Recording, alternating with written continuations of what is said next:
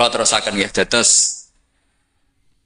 min isi hadil ummah atau termasuk khususiyatu hadil ummah adalah sanad keguruan. Sing sanad keguruan niki muttasil ila Rasulillah sallallahu alaihi wasallam dan tidak boleh terputus. Sekali terputus, maka status atau identitas guru-guru kita itu akan hilang. Kenapa? Karena ada syauka, ada kekuasaan yang menghilangkan itu. Saya berkali-kali cerita, di Quran itu wonten ayat sing agak unik, pemahamannya agak unik. Gini kok ayat, maka na Ibrahimu Yahudi wala Nasrani. Ibrahim itu yora Yahudi, yora Nasrani. Itu saya tidak akan bosan-bosan nyampaikan itu. Niku boten sifatu madhin tapi sifatu raddin. Bukan madh, bukan muji. Terus padha karo muni Gus Bah iku ya ora maling, ya ora bajingan, ya ora lucu. Lah Nabi Ibrahim mau digelari pangeran ya ora Yahudi, ya ora napa? Nasrani. Itu memang benar-benar aneh. Kenapa itu terjadi? Karena ada zuriyah Nabi Ibrahim yang bernama Yahuda. Ini Yahuda bin Yakub bin Ishak bin Ibrahim. Kemudian Yahuda ini menjadi satu intensitas, satu entitas atau satu komunitas atau bahkan satu agama yang akhirnya dikenal oleh Yahudiyah. Berhubung anak putune Yahudi, wong bayangno Ibrahim nggih napa? Yahudi. Karena Ibrahim itu manggon teng kawasan Bethlehem, teng Hebron, dan di situ sekarang jadi komunitas Nasrani. Orang juga menganggap Ibrahim itu napa? Nasrani. Sehingga Allah ngutus makhluk terbaiknya, nabi terbaiknya, gini ku Nabi Muhammad sallallahu alaihi wasallam. Terus Nabi Muhammad niki sing ngelurusno, nak Ibrahim ku boten Yahudi, nggih boten napa? Nasrani.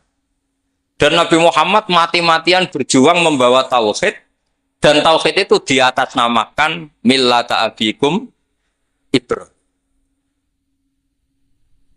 Terus niki mengke dados perhatian sesarengan. Artinya gini, orang yang sudah meninggal niku sudah nggak bisa apa-apa. Berarti ini. Monggo Pak Marzuki.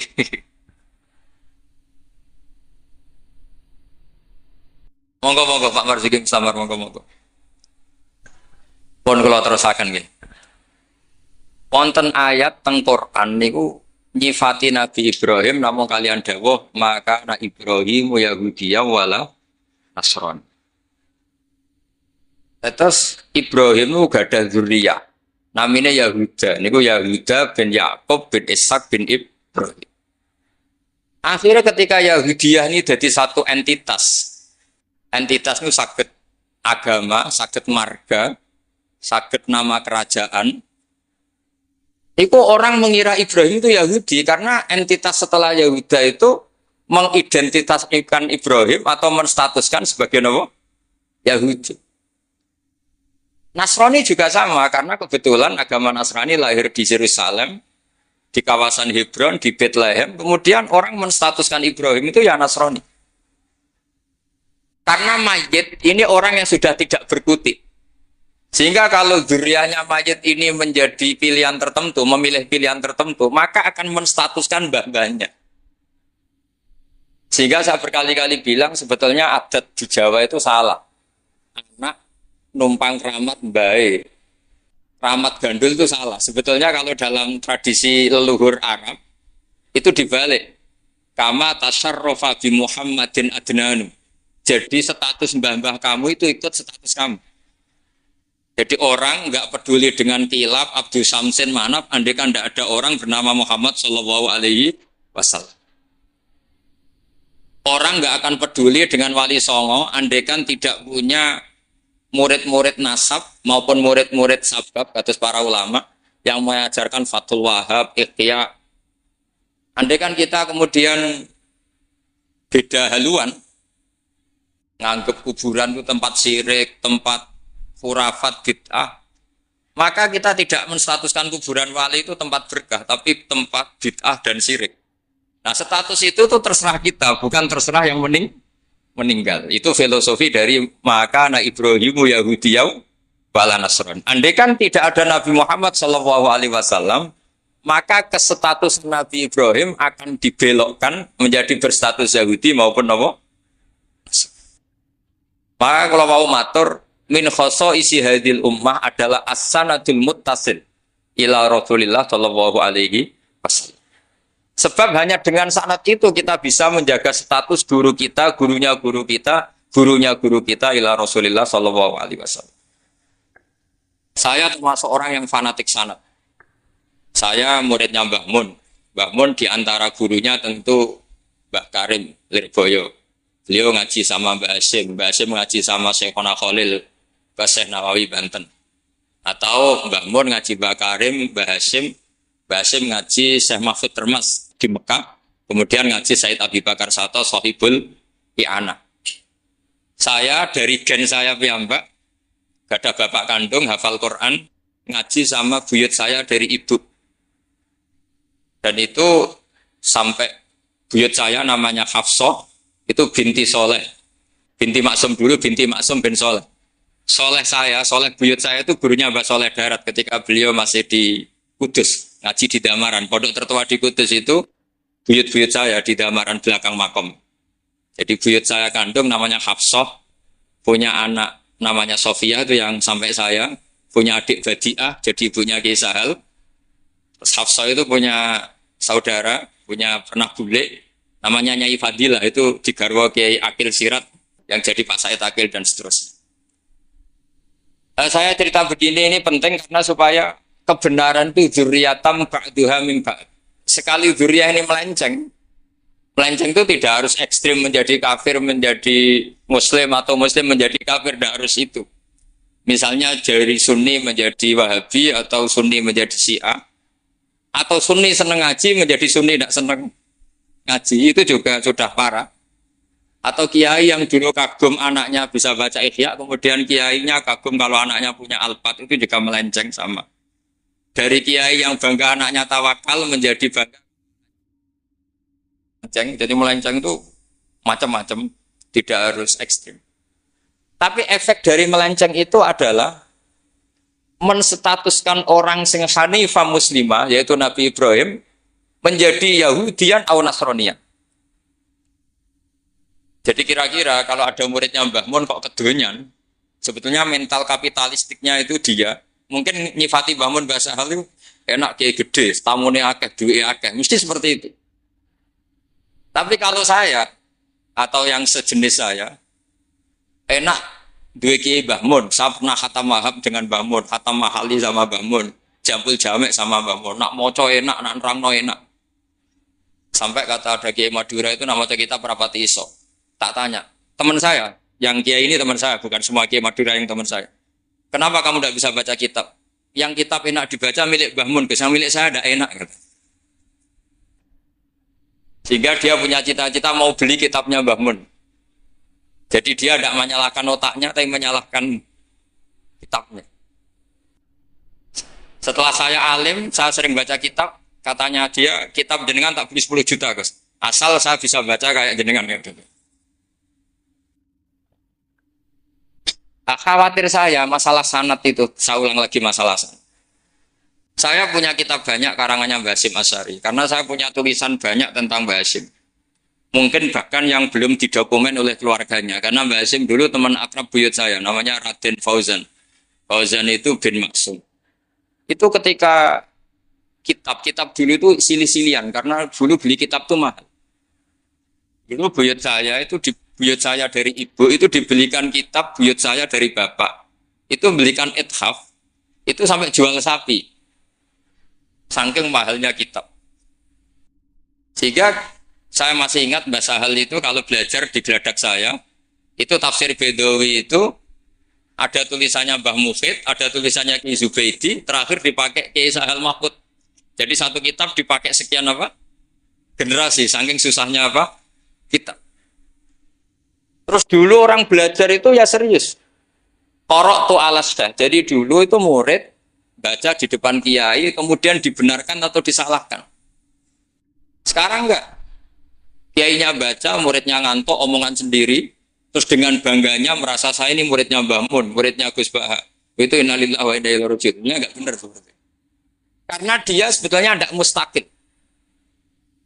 Kecelakaannya lagi, metode pelatihan bahasa Inggris, bahasa asing itu pakai metodenya ulama dulu. Orang kalau kursus Inggris itu dilatih disuruh ngomong. Sampai aksennya Inggris, konversasinya gaya Inggris. Sehingga mereka pinter.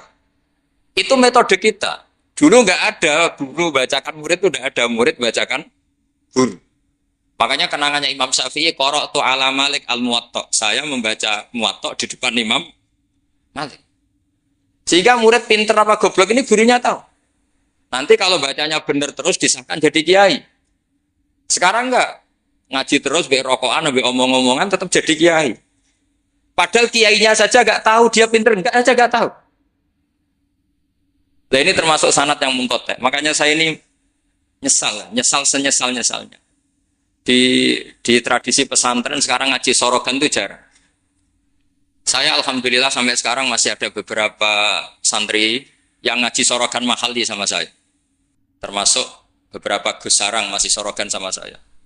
Karena Mbah Mun tuh gak mau ngasih sanad kecuali sorogan. Jadi dulu saya ngaji sama Mbah Mun, cucu kandungnya Mbah Mun mau sanad mahali gak langsung Mbah Mun, harus lewat saya. Karena Mbah Mun sudah tidak sorogan mahali karena sudah sepuh. Nah pentingnya sorogan itu orang mustakil, murid ini mustakil, bacanya apa ini mustakil. Jangan sampai ngalami misalnya ada murid tanya, Gus, walam tarjiman itu maknanya apa? Saya yang kecelok orang alim saja gak tahu maknanya lam tarjiman. Setelah tak lihat ternyata di bab khed walam tarodaman, dia baca langsung lam tarjiman. Ya bingung. Kok saya sampai apa? Madatul kalimah dari apa, mustaknya apa, soroknya. Akhirnya saya coba kitabnya tak lihat, ternyata walam taro daman. Dia bacanya langsung lam tarjiman. Itu banyak sekali. Nah makanya saya mohon di dukun ini, orang-orang yang alim atau ustadz alim itu harus tetap ada tradisi ngaji sorogan. Terutama bagi khiyaru ahli, orang-orang pilihan. Dulu sahabat ngaji Rasulullah Quran itu ya sahabat yang baca. Dulu saya ngaji Quran, setor Quran min awali hatta akhiri, ya saya yang baca. Beberapa kali saya baca kitab di depan Mbah Mun, di depan Gus-Gus, di depan kiai-kiai saya. Dia kiai dulu itu tahu ini sudah alim, ini belum, ini setengah alim, ini setengah waras, ini tidak waras, itu tahu. Karena kelihatan sekali, tingkat naifnya itu kelihatan sekali. Misalnya ada anak baca misalnya begini. An Abdillahi bin Amrin. Itu gurunya pasti tahu. Lucung kok Amrin ada wawunya, berarti benar. Misalnya An Abdillahi bin Umaro. Itu gurunya langsung tahu. Nah sekarang itu enggak. Murid itu hanya mendengarkan. Sehingga kadang-kadang ada orang itu baca Ibnu Ubay bin Ka'ab. Itu dibaca Ibnu Abi. Anaknya bapak ini serak kowe cung. Jadi ini kecelakaan seperti ini enggak boleh terjadi. Ada lagi murid yang tanya gini, ini setengah pinter tapi ya setengah goblok. Saya pernah sorogan fikih ditanya, tidak boleh nekai zaujatul ab. Saya ulang lagi ya.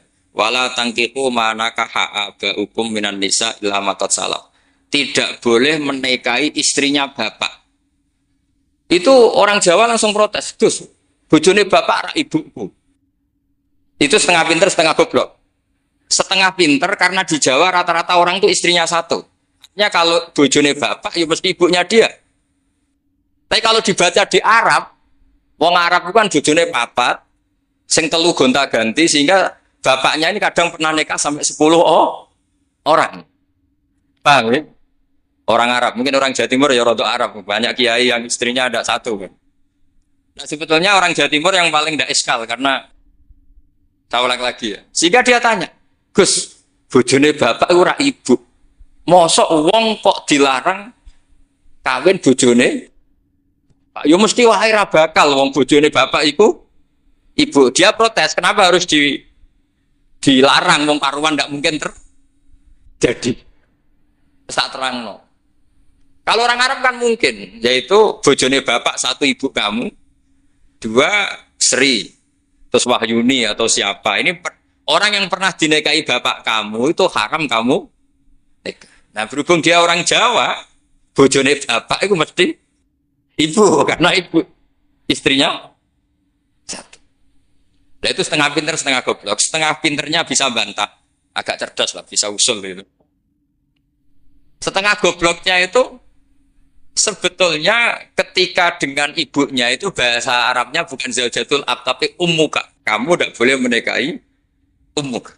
Jadi bukan dimasukkan zaujatu abik. Jadi kalau dalam bahasa fikih itu status yang dipakai status terdekat. Jadi misalnya saya menghukum ibu saya ya ummi itu ibu saya. Tapi ketika istrinya bapak yang lain harus distatuskan zaujatu abika. Itu tidak bisa, kalau orang nggak sorogan itu tidak bisa. Nah, kalau orang-orang NU, orang-orang pesantren saja sudah ada alim, apalagi yang di luar kita. Karena tadi, sanad ini sudah mulai mengkotak, ini sudah agak kecelakaan betul. Dulu Imam Malik tuh ngaji di depan Imam Malik ngaji di depan Imam Zuhri. Ya sorogan. Imam Syafi'i ngaji di depan Imam Malik, baca muwatta, khatam benar semua. Terus qad ana laka antuftiya, ana itu sudah saatnya kamu ifta. Karena membaca min awali hatta akhiri benar semua. Masih ngaji sama Sufyan bin Uyainah, masih ngaji sama Sufyan As-Sauri. Terakhir beliau ngaji sama Muhammad bin Hasan As-Syaibani di Irak. Itu semuanya yang baca Imam Syafi'i, sak logikanya. Terakhir dites begini Imam Syafi'i, sama sih. Saya termasuk sering baca kitab Risalatus Syafi'i. Saya sering baca kitab sering baca kitab Risalatus Syafi'i. Itu dites begini. Kata Sufyan As-Sauri, ya Aba Abdillah, kalau manggil Syafi'i itu Aba Abdillah, ma makna hadisi la tuharrikut tayra min makinnatiha. Gurunya yang satu tidak baca makinnatiha tapi min wakanati. Jangan gerakkan burung dari sangkarnya. Kalau sampai yang dibudai mesti jawab ini, kurang penggawean apa, ngobrak-ngobrak manuk kan gitu. Tapi Imam Syafi'i dengan fasenya menerangkan orang Arab itu kalau mau pergi itu tatoyur. Tatoyur itu pakai ukuran terbangnya burung. Nah, digusah terbang ke kanan ila aimana berarti alamat baik. Kalau berterbang sama atau kaisaro berarti buruk. Itu kalau ada burung di hutan terus dibusak. Kalau nggak ada burung di hutan, dia memang nyimpan burung diletakkan di kurungan, tapi kurungannya dibuka terus diubrak. Terbangnya nganan, baik. Kalau ke kiri, buruk. Makanya disebut di Quran innama ta'irukum ma'akum inna tatoyarna bikum. Karena yang dipakai ukuran itu ta'ir. Ta'ir itu sesuatu yang terbang. Itu Imam Syafi'i langsung paham.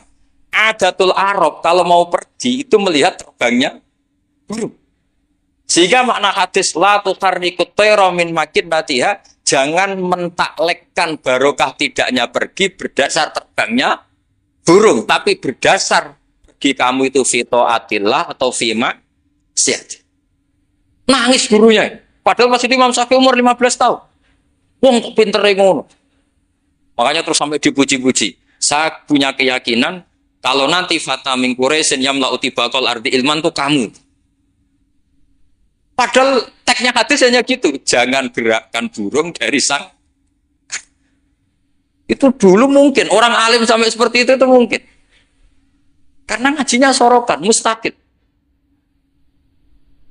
Saya beberapa kali dites Mbah Mun, hak cara kowe naib Indonesia itu fasik ta ora? Ora dijawab fasik ya rodok fasik untuk mel-melan terus. Nek dijawab fasik padha karo ngukumi nek kaya wong sak Indonesia gak sah. Mergo waline napa? Nah, kalau pengalaman karena kalau sering ngaji sama Mbah Mun pengalaman. Jenengan ra kepengin nek kaya wong sak Indonesia sah. Iya, aku kepengin sah. Nak ngoten tak hukumi mboten fasik. Itu Mbah Mun sewenengnya saya sampai diambung itu ya bilang gitu. Cara wong Arab nak seneng diambung bombonan. Kowe ku muridku tenan. Karena itu memang jebakan. Jadi ya sudah seperti itu. Itu mungkin kalau ngaji sorogan. Tapi nak ngaji kilatan ya maunya nggak isolawat tok. Soalnya. Oh semata ana uang tenan das. Amit tenan das. Nggak kenapa? Solawatnya baik, tapi Jibril juga gak paham. Soalnya itu kan kalimat apa kan juga jelas. Coba diterkip. Nabi Muhammad sholli alaih. Sholli itu malah perintah. Berarti kiaimu sholli alaih. Berarti Pak Yai, kue semua sholawat kan gitu. Itu kalimat yang salah. Nah, iya, waqala Rasulullah sallallahu alaihi wasallam. Terus muridnya muni sholli alaih. Berarti kan kalau dimaknani kan sholli maca sholawat sira Pak Kiai. Ada yang ngatasin mon jenengan mawon sing maca sholawat. Nah, berhubung itu bahasa Arab gak ketara salah kan gitu. Tajat ngono iku mareni gitu. Itu naib. Mestinya kan qala Rasulullah sallallahu alaihi wasallam. Paling enggak ada dhamir mustatir yang kembali ke Allah. Nah, kalau terus muridnya bilang apa? Sholli alaihi, coba sampean maknani sholli alaihi. Sholli ya syekh alaihi ala nabi. Kacau enggak kira-kira ada kan dengar orang yang ngerti itu. Tapi alhamdulillah banyak yang enggak tahu sehingga ya alhamdulillah. Makanya saya berkali-kali muji orang bodoh itu barokah. Mereka ora salah wong. Jadi penak wes. Kalau saya tangisan, nah pondok gede wes salah oleh maca sholawat mulai sing ndak cite. Sing ditunggoni ahlul ilmi, maksudnya pondok gede sing notabene ditunggoni ahlul ilmi saja salah apalagi. Jadi dulu itu orang itu pinter sekali karena ngajinya sorokan. Sahabat ya gitu. Sahabat tuh kalau nggak paham ya tanya Nabi karena logikanya Nabi kadang nggak nyambung sama logika sahabat. Misalnya begini, al-qatil wal maqtul finnar, yang bunuh maupun yang dibunuh. Saya baca lengkapnya. Idzal taqal muslimani bisayfihima fal qatil wal maqtul finnar. Jika dua orang muslim perang sama-sama membawa pedang, maka yang bunuh maupun yang dibunuh di neraka. Sahabat tuh iskalnya hadza al-qatil. Oke lah kalau qatil finnar, kalau pembunuh di neraka normal ya Rasulullah. Fama balul maqtul. Lalu dosanya yang terbunuh apa? Wong dia korban, dia maktul, dia dibunuh. Jawabannya Nabi, innahu kana harison ala qatli sahibi. Dia maktul, oke, dia maktul, tapi mentalnya qatil. Artinya gini, yang terbunuh itu mentalnya qatil apa maktul?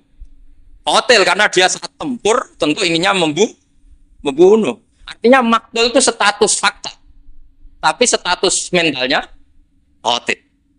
Itu hebatnya Rasulullah. Ya ketika ada orang sama-sama bawa pedang duel, itu mentalnya semuanya qatil. Cuma yang satu nasibnya maktul. Nah, maktul ini status nasib apa status niat?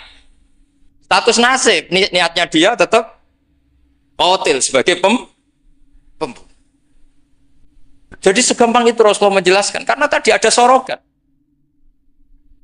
Jika Nabi setiap ngaji sama sahabat, aro'aitakum hadhi, aro'aita kadza, aro'aitukum kadza. Nah, ini terakhir, qadiyah saya terakhir tak terangkan. Nah, sehingga Quran, ini kembali ke sesuatu yang saya tekuni. Sehingga Quran itu mengajak orang itu berdialek. Dan sering ada kata aruni, kul aro'aitum. Kenapa demikian? Karena nggak boleh orang itu menerima ilmu itu karena dicekoki guru. Dia harus bisa berpikir sendiri. Jika Allah kalau ngedikan, nggak apa-apa selain saya sebagai Tuhan nggak apa-apa kata Allah. Kamu bilang Yesus Tuhan nggak apa-apa, Fir'aun Tuhan nggak apa-apa. Tapi kata Allah, aruni madza khalaqu minal ardi. Tapi tolong tunjukkan ke saya prestasinya Fir'aun apa? Apa ketika saya bikin langit dia ikut menciptakan langit? Apa ketika saya bikin bumi dia ikut menciptakan bumi? Aruni madza khalaqu minal ardi am lahum syirkun fis. Sehingga orang terus mikir, kalau Fir'aun Tuhan, Yesus Tuhan, atau siapa saja yang selain Allah dianggap Tuhan, lahirnya di mana? Oh, Yesus lahir di bumi.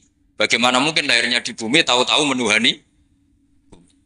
Fir'aun ketika merasa Tuhan, Musa ditanya, Tuhan kamu siapa? Rabbus samawati wal ardi, yang nuhani langit dan bumi.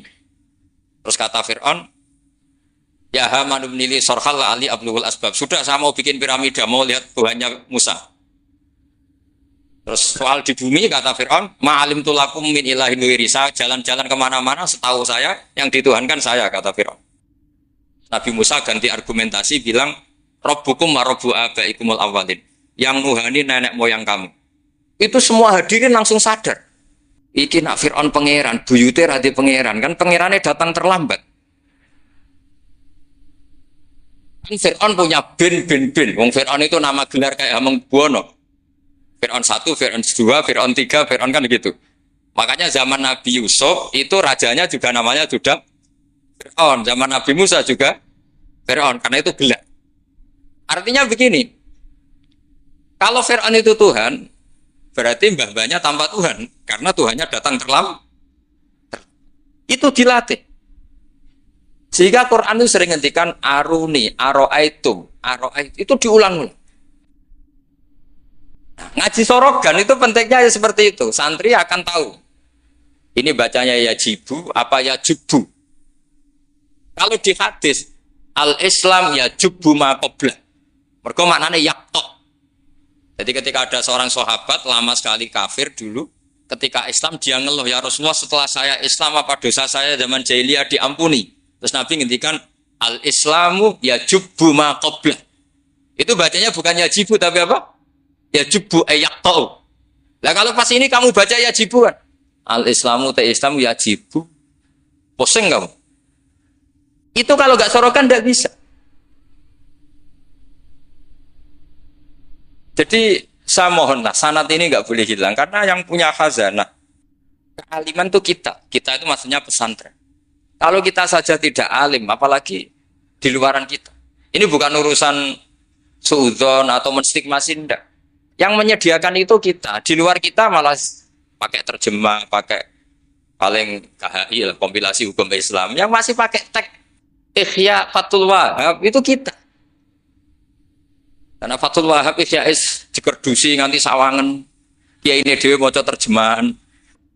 Ngajine nganggo laptop amen ngincang-ngincang orang delok terjemah. Sinalillah wa inna ilaihi raji'un. Itu bukan apa-apa, sebenarnya orang ndak alim itu ndak apa-apa, ndak dosa. Tapi kan masalahnya sing ra alim ta yo gayane kok wong alim. Itu semani masalah kan itu. Orang aku bodoh kan yo ora gelem kan. Dulu itu ndak seperti itu. Sehingga Nabi Ismail misalnya. Nabi Ibrahim itu nabi. Nabi itu diperintah Allah mesti benarnya. Ini arafil manami anni atfahuka. Saya bermimpi, mimpi Anbiya adalah wahyu, bahwa saya disuruh nyembelih kamu. Apa kata Nabi Ibrahim? Fangdur madataro. Lalu menurut pendapat kamu gimana? Karena mulai dulu enggak. Jadi tradisi di kampus dua arah. Mahasiswa disuruh mikir, disuruh cerdas. Itu dulu kita sebelum ada kampus itu para nabi sudah punya tradisi murid itu mustaqil bil fikr. Murid bisa mikir sendiri. Fangdur madataro. Menurut pendapat kamu gimana Ismail? Supaya apa? Kalau Ismail betul-betul nanti disembelih, itu dia tidak hanya nurut Nabi Ibrahim, tapi memahami. Jika dapat ganjaran dua kali. Nurut bapak, ya nurut pangeran. Atau nurut pangeran, ya nurut bapak. Fangdur madataro. Qala ya abatif almatu. Jadi tidak mentang-mentang. Ismail, aku dikongkon pangeran nyembelih kowe. Ayo nang sembelih. Kau boleh bantah, nurut. Tidak ada seperti itu. Lagi-lagi yang ada itu di ngaji sorogan. Nah, kemudian saya sekarang cerita masalah sorogan. Saya beberapa kali punya kenangan Mbah Mun, karangan terakhir beliau Al-Ulama Al-Mujaddidun. Tiap ketemu mesti disuruh baca itu. Sampai saya pas haji sama beliau ya baca itu di Tujami Bari Rasulillah. Ketika saya di Sarang tiap Syawal ya baca itu. Sampai kitab itu untuk murid-muridnya identik dengan saya karena saya sering, bahkan di kitab saya paling banyak oret-oretan tulisan tangannya Mbah Mun karena beliau tahu kalau saya menekuni kitab itu, tinggal beliau senang sekali. Termasuk begini pertanyaan saya. Menurut Imam Syafi'i, zakat zuhur itu kan hanya yang muqtad, kayak makanan pokok lah, kira-kira kayak padi kalau di Indonesia. Tapi Mbah Mun dulu itu sering guyon gini. Petani ku sakake jare. Wis macul terus gegere kaya akik wajib zakat. Petani cengkeh kakao sugih-sugih ra wajib zakat. Mergo sing ditandur mboten apa? Muqtad atau tidak kut. Oke ngono iku terus piye? Kaya gak adil. Bangun tuh hanya guyon-guyon gitu. Mulai guyon petani kaya gegere kaya akik kaya apa gitu. Terus suatu ketika tanya saya, cara kowe wajib gak? Ya nak jenengan muni wajib, kula muni wajib, nak mboten nggih mboten wong kula murid to. Terus jare Mbah Mun, ora iso kowe kudu melok nak muni wajib ya kowe dhewe aja ngelok-ngelokno aku. Dulu saya iskal saya itu piye to kok gak tanggung jawab atas saya itu. Dan di kitab itu ditutup dengan kalimat man wal qudwa li hadil ummah ay yuftiya bima wal aslah li hadil ummah. Jadi orang yang menjadi panutan umat harus berfatwa sesuai al-aslah li hadil ummah. Saya masih tanya lagi, lo al-qudwa li hadil ummah itu jenengan? Iya ya aku, tapi kayak kudu mikir dhewe. Terus tak tanya lagi, mahwal aslah li hadil ummah itu wajib napa mboten? Kakao cengkeh ini sido wajib zakat apa mboten? Kau karek kue. Nah dulu saya iskal. Sampai malam mau haji itu saya masih ditimbalin, masih diskusi kitab itu. Ini kitab ini tak bawa kitab Al-Ulama Al-Mujaddidun. Ternyata kesimpulannya apa? Fatwa itu nggak boleh hanya gurunya paham, muridnya tidak. Akhirnya saya tanya gini, ya Syekhona, ketika seseorang itu syafi'i dan dia seorang mufassir, hal yataqayyadu bimadhabi imami amla. Misalnya gini, kan dalilnya Yusuf Qaradawi yang ngutip Ibnu Katsir kan, semua tanaman wajib zakat, termasuk kakao, cengkeh, apa saja, termasuk khodrowat, fawakih, atmar, simar, semuanya wajib zakat. Dalilnya adalah wa mimma akhrajna lakum minal ardh. Ma itu umum, apa saja. Nah pertanyaan saya ke Mbah Mun, apakah seorang mufassir itu terikat madhab imamnya sehingga ma yang umum menjadi hanya yang muqtad? Apa tetap bebas karena ma itu umum? Terus ya beliau mau gejol-gejolkan ya, tapi yang beliau sempat komentar al-fawakih wal khodrowat sekarang aksaru iktisodian secara ekonomi lebih prospek. Harusnya wajib zakat. Nah, saya kenapa cerita panjang lebar ini supaya jangan sampai pondok-pondok yang belajar Fathul Wahhab, belajar Ihya, belajar Fathul Mu'in, kemudian kita dianggap orang yang antisosial. Petani melon kaya, petani tebu kaya, sudah kaya tidak wajib zakat karena yang ditanam tidak kut. Petani pari wis melarat, utangan hanya karena yang ditanam apa? Kut atau muqtad wajib zakat. Lalu kata dunia kan terus piye to kiai? Nah ini saya mohon sekali itu murid-murid bisa memahami kalau kita itu mendiktekan pikiran kita. Nah dulu Imam Syafi'i cara belajar seperti itu. Imam Syafi'i itu dulu senangnya sama orang miskin tak ngamek karena sifatnya Nabi wa yuhibbul fuqara wal masakin terus wa yajlisu ma'ahum wa yarudu martahum itu.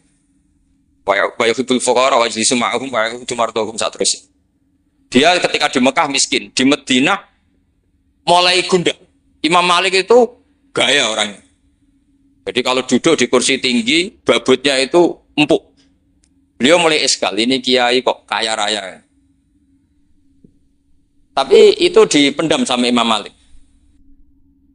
Terus ketika Imam Malik mengesahkan Imam Syafi'i jadi mufti, Imam Syafi'i tanyanya begini.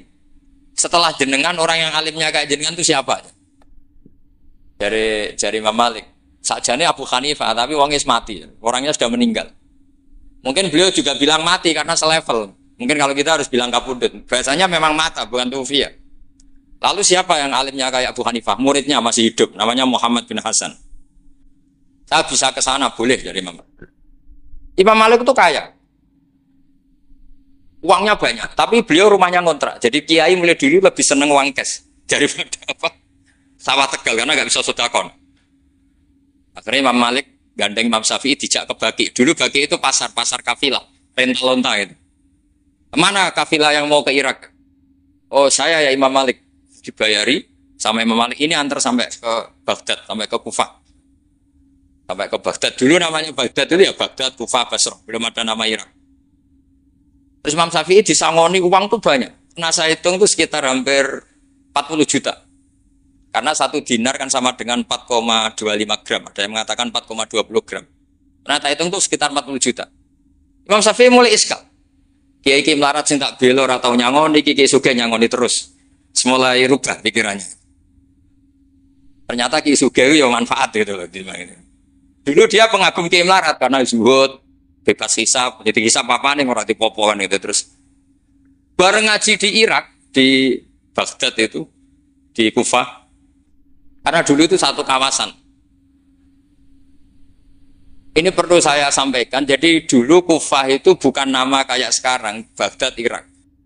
Jadi saya beri contoh sedikit ya perubahan bahasa. Dulu yang namanya Israel itu kalimatun madkhin. Karena Israel maknanya hamba Allah.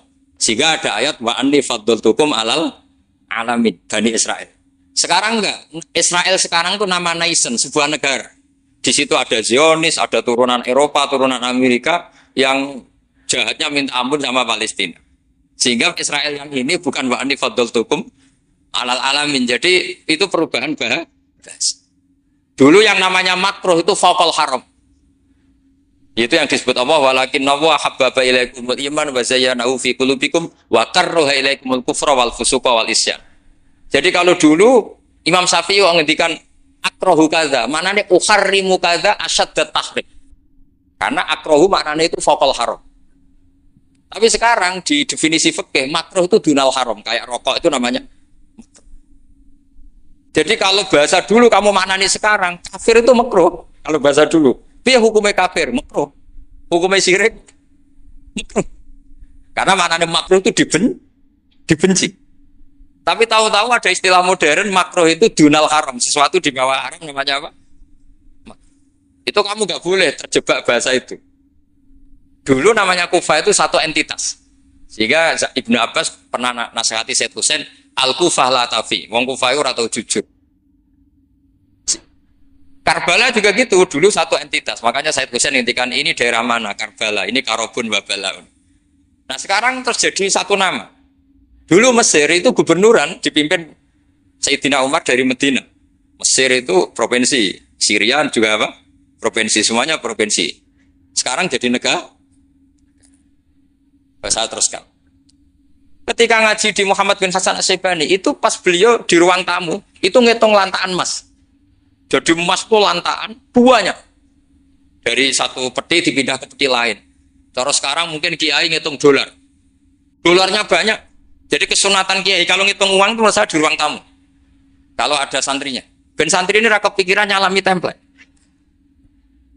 Gara-gara kiai ini duwe akeh bebem melarat itu udah tak kepikiran santri ini nyangoni kan. Itu Muhammad bin Hasan Asy-Syaibani kalau ngitung uang itu di ruang tamu. Banyak lagi emas lantaan. Imam Syafi'i tambah iskal. Ini kiai malah Imam Malik wis anggap kedunya iki malah. Tapi setelah Imam Syafi'i iskal, Imam Muhammad bin Hasan Asy-Syaibani itu ajib min hadhi, maksudnya min hadhil waqi'ah, kamu kaget dengan peristiwa ini. Iya, kamu kiai kaya raya. Terus kata Imam Muhammad bin Hasan Asy-Syaibani, harta ini milik saya, miliknya orang soleh, miliknya orang alim. Nak kowe ra seneng wong alim sugih tak kekne wong-wong nakal. Ben tinggo nglonte, tinggo demenan, tinggo macam-macam. Ampun, sing sugih tiyang soleh mawon. Lah semenjak iku Imam Syafi'i terus keterusan.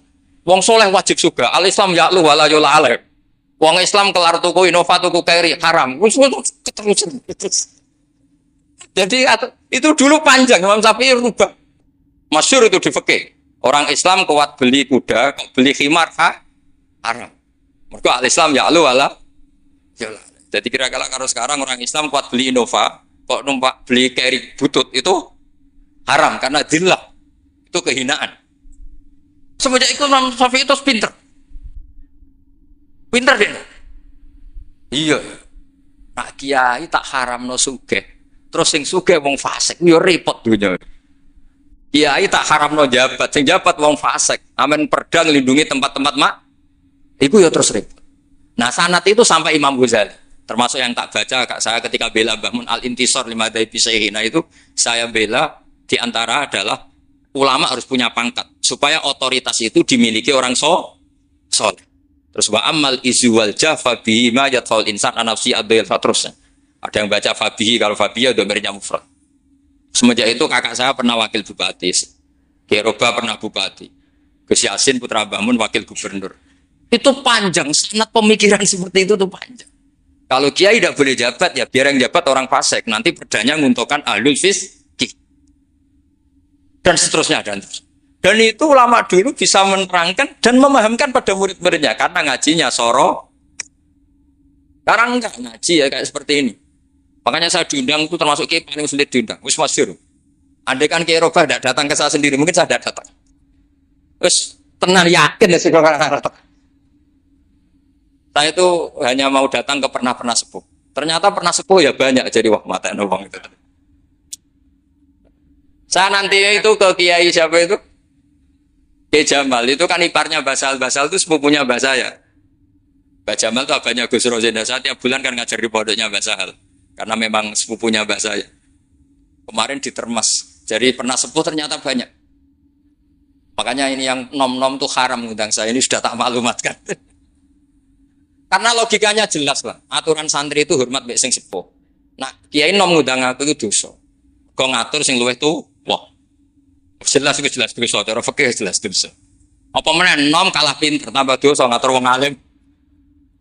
Wes jelas di cara fikih seperti itu. Kamu nggak boleh bantah hukum. Nggak kira-kira hukumnya gimana? Wong bodoh ngatur wong alim, kira-kira hukum gimana? Kira-kira dosa ndak?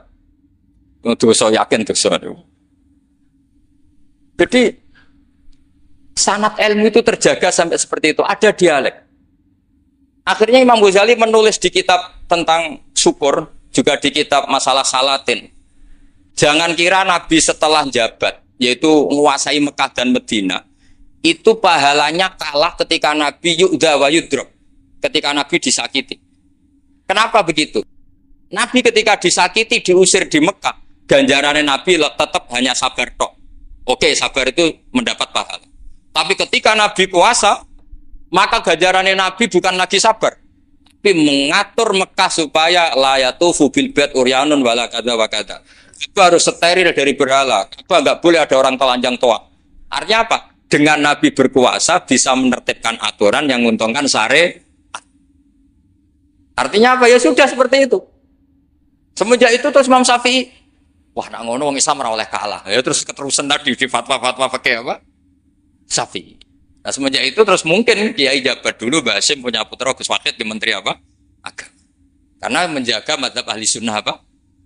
Kalau menterinya tidak ahli sunnah kita juga repot. Pak misalnya ada pelaturan menteri, ziarah kubur itu bid'ah, dalilnya ini. Terus disosialisasikan ke semua khotib. Pusing teman kan? Tapi kalau yang jadi menteri kelompok kita sendiri kan ya sudah dianjurkan biar ingat mati. Tapi kalau yang maklar ziarah ya dianjurkan supaya dapat selisih, macam-macam lah. Kalau niatnya orang macam-macam lah. Tapi yang jelas itu efek dari kebijakan ini luar biasa.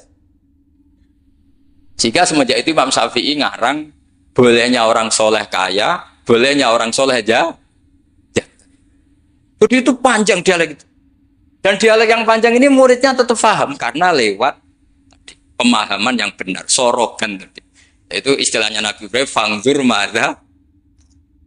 Nah, ini mulai hilang, makanya saya mengutarakan sesuatu yang mulai hilang. Cobalah dihidup-hidupkan lagi. Untuk anak-anak kiai, cobalah tetap sorogan. Saya alhamdulillah dulu menangi sorogan. Sekarang beberapa gus ya masih ada yang sorogan sama saya, sama guru-guru yang lain di beberapa pondok ya masih. Itu harus diteruskan. Karena itu sanad muttasil ila Rasulillah sallallahu alaihi wasallam. Masyhur itu. Ketika Abdul bin Mas'ud mau ngaji sama Nabi, Iqra' alayyal Qur'an kata Rasulullah. Aqra'u wa 'alaika unzil. Mos kula sing maos Nabi kan Quran diturunke ning jenengan. Inni uhibbu an asma'ahu min ghairi. Aku seneng nek maca wong liya. So, Abdul bin Mas'ud mulai baca surat Nisa. Baca sampai ayat fa kaifa idza ji'na min kulli ummatin bi syahidin wa ji'na bika 'ala haula'i syahida. Fa idzan ainahu tadrifan, terus Nabi nangis. Tapi intinya itu ada sanad bahwa murid yang baca. Ngoten mawon. Assalamualaikum warahmatullahi wabarakatuh.